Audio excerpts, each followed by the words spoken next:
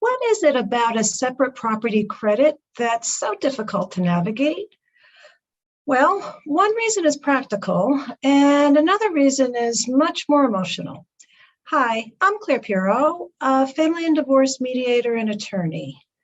New York law allows someone to take a credit if they took their separate property and then put it towards the purchase of a jointly owned home.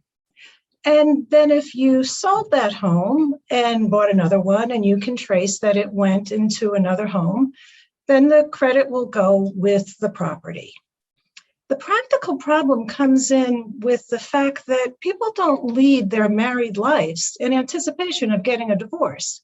So if you bought your home 10, 20, 30 years ago, you're not going to be keeping records from then to show that you had separate property going into your first purchase. The more emotional side I've seen come into play most often when it's a gift or inheritance from the parents of one spouse to that spouse. When that issue comes up, the other spouse will say, now, wait a minute, I had a great relationship with your parents. They treated me like a daughter or a son. I took care of them when they were sick. I really had an independent relationship with them. I don't think they meant that gift just for you. And it causes a lot of offense to them that the other person would even ask for it. Now, if you're in court and you don't have the proof to demonstrate the separate property credit that you made 20, 30 years ago, you're not going to get it.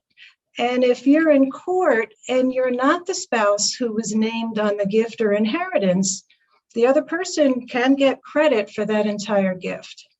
Once again, that's why mediation can be a much better option to end up with an agreement that's much more equitable.